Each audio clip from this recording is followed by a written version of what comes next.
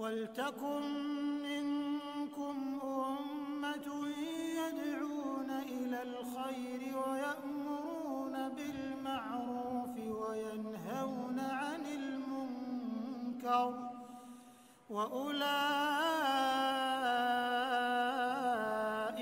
هُمُ الْمُفْلِحُونَ.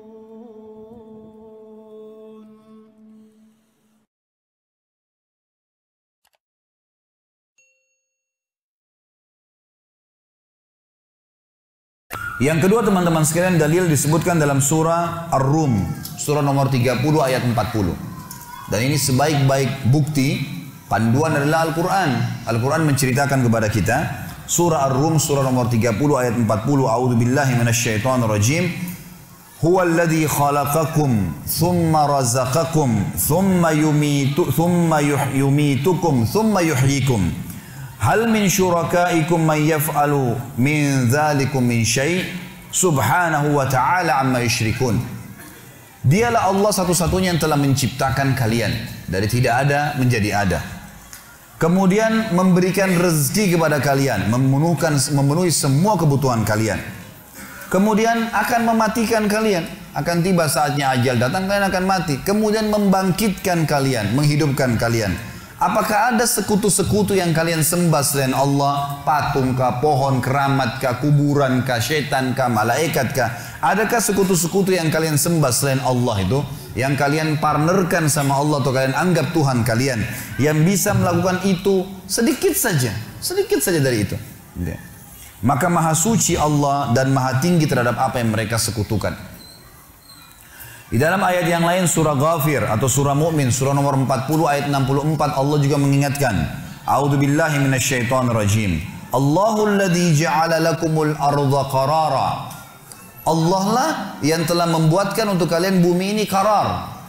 Qarar ini teman-teman sekalian banyak maknanya. Di antaranya qarar tenang sehingga bisa dilaluin di atasnya. Ya, kita sekarang kita tahu matahari berada di tempatnya. Dan yang berotasi, yang mengelilingi adalah bumi.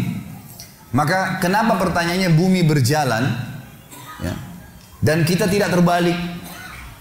Air-air tidak tertumpah. Kok bisa nih? Padahal bumi berputar terus gitu kan. Mestinya kita bisa rasakan itu.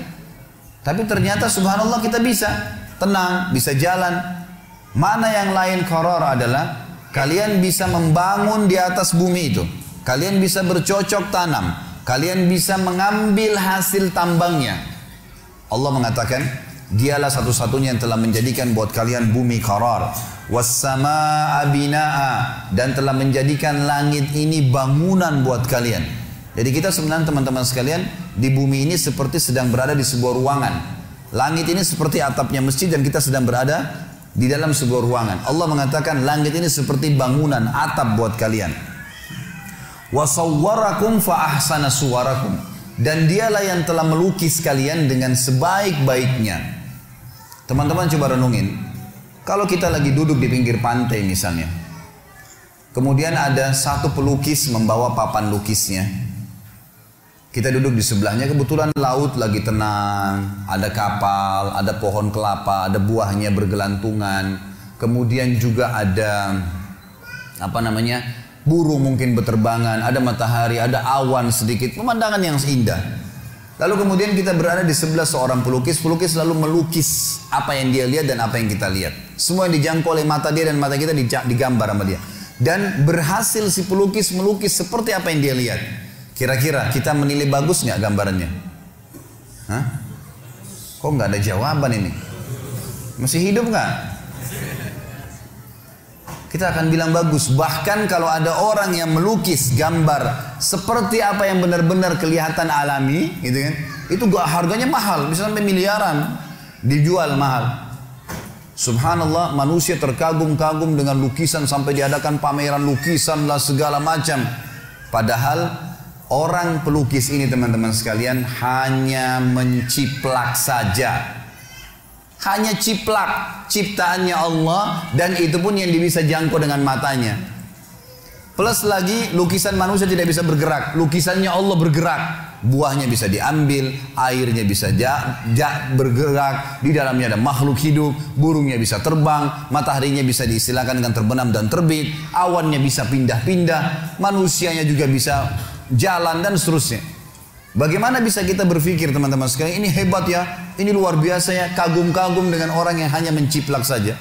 Dan itu pun cuma sisi yang dijangkau oleh mata dia, sementara semuanya ini, yang lainnya belum dijangkau oleh mata dia, belum bisa dia gambar.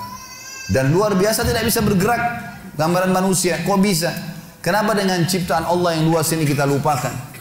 Allah mengatakan, dialah yang telah menjadikan bumi buat kalian terhampar, langit itu sebagai bangunan, dan melukis kalian dengan sebaik-baiknya, warazaqakum minat thayyibat, dan telah memenuhi rezeki kalian dari hal-hal yang baik-baik. Allah suruh ambil yang baik-baik saja. Buah sedikit aja ada masalahnya, gak usah dimakan, gak apa-apa. Ambil yang bagus. Nanti akan kita jelaskan dalam poin-poin kiat-kiat mempertahankan rezeki.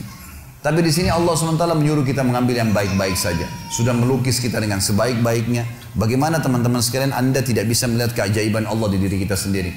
Alis ini dari mana bisa tumbuh bulu di sini, kemudian jaraknya tepat, ada hidung di tengah-tengahnya, ada mata, gitu kan, ada bulu matanya, dan seterusnya. Bayangkan kalau kita ini manusia, jalan tapi tidak ada kulitnya. Urat-urat saraf semua sama otot-ototnya. Bagus nggak kelihatan? Nggak bagus. Allah datangkan cuma kulit, datangkan bulu sedikit, kasih warna, udah bagus. Allah mengatakan wasawwarakum fa ahsana suwarakum. Dia betul-betul melukis kalian dengan sebaik-baiknya, warazaqakum minat thayyibat, dan memenuhi kebutuhan kalian dari yang baik-baik. Gak usah buat masalah, cari yang baik saja, cari yang berkualitas saja, nikmatin. Boleh, silahkan. Kata Allah, dzalikumullahu rabbukum fatabarakallahu rabbul alamin. Itulah Allah Tuhan kalian, maka maha berkah Allah Tuhan alam semesta. Ayat yang lain teman-teman sekalian, ayat yang mulia juga adalah surah Qaf. Surah nomor 50 ayat 6 sampai ayat 11. Ini Allah mengajak manusia berpikir tentang masalah kebutuhan-kebutuhan mereka yang mereka dapatkan setiap harinya, agar mereka kembali kepada satu pencipta itu. A'udzubillahi minasyaitonirrajim. Afalam yanzuru ila as-sama'i fawqahum kaifa banainaha wa zayyannaha wa ma laha min furuj. Tidakkah mereka lihat manusia-manusia itu ke langit di atas kepala mereka? Bagaimana kami ciptakan, bagaimana kami dirikan, kami bangun, bagaimana kami hiasi dengan miliaran bintang-bintang, dan mereka tidak menemukan sedikit pun celah kekurangannya. Surah Al-Mulk juga menjelaskan masalah itu, ayat 3. A'udzubillahi minasyaitonirrajim. Alladzi khalaqa sab'a samawatin tibaqa. Allah yang telah menciptakan 7 lapis langit yang bersusun, dan tadi subuh sudah saya jelaskan bagaimana besarnya langit-langit itu teman-teman sekalian. Lalu Allah mengatakan, ma tara fi khalqir rahmani min tafawut farji'il basara hal tara min futur thumma rji'il basara karrataini yanqalib ilaikal basaru khasi'an wa huwa hasir. Kata Allah, coba kalian angkat pandangan mata kalian ke langit sana. Lihat baik-baik tuh langit. Maka niscaya kalian akan turunkan pandangan mata kalian dalam kondisi letih, sementara kalian belum menemukan celah kekurangannya. Dan coba kata Allah, angkat sekali lagi lihat langit itu. Kemudian terus kamu mencari, coba cari celah kekurangannya. Niscaya kalian akan turunkan pandangan mata kalian dalam kondisi capek dan tidak menemukan sedikit pun dari celah kekurangan langit tersebut. Allah mengatakan wal arda madadnaha, dan bumi kami hamparkan sehingga bisa ditinggalin, dibangunin, diambil hasil tambangnya, dicocok tanamin. Wa alqaina fiha rawasiya, dan kami tancapkan di atasnya gunung-gunung.